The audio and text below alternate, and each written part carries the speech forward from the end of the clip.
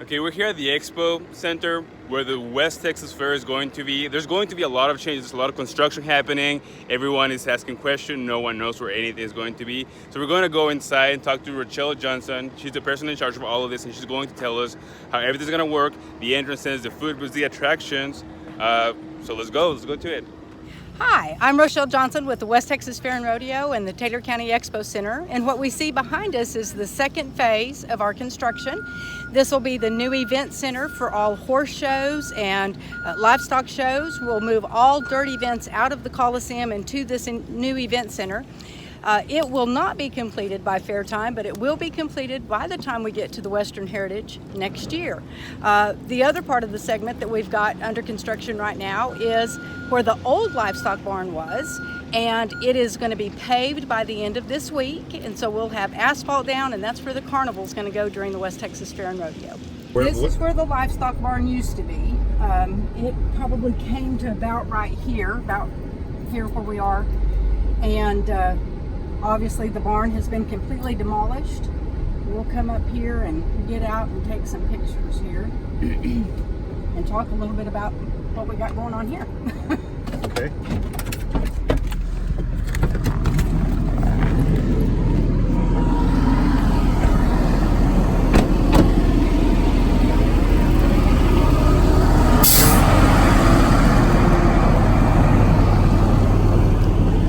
The carnival has always been down there where the new building is being built. Okay. Because there was a barn here that came, well, from the fence line there all the way,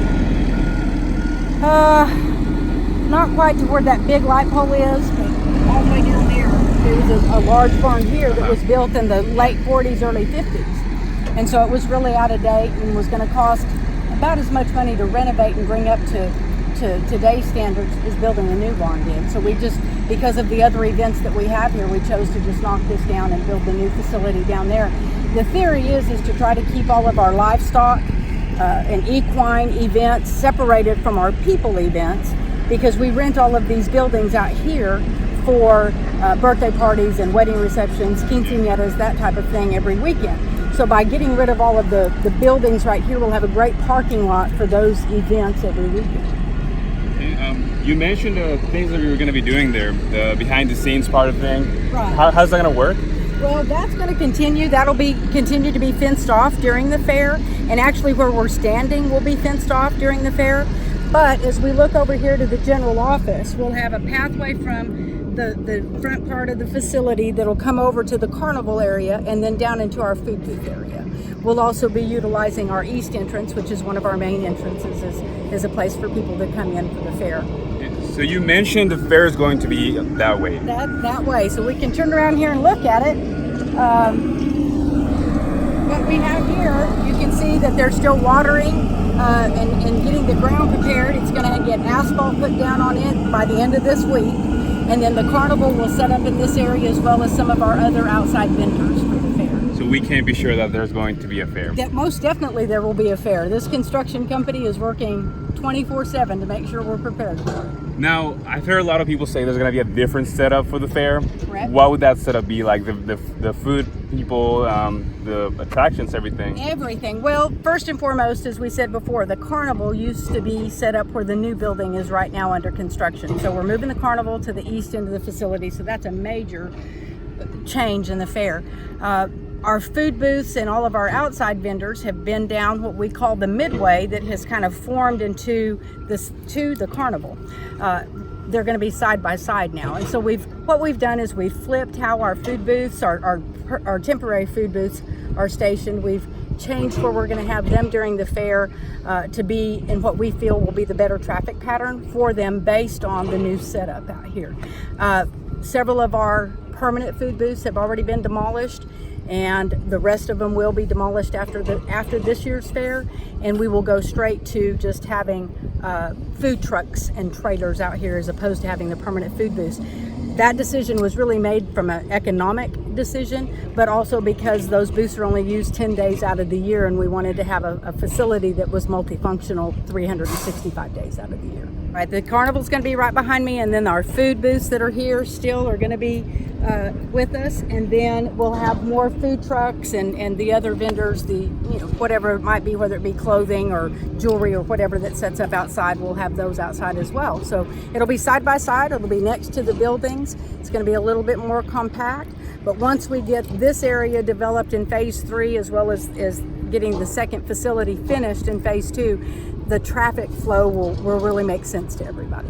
So it used to work that people come in here from different areas. Right there we see the Shuttle Wheel Stadium, and there the main gate, but now this is going to change. There's a lot of construction happening. Can you tell us more about that?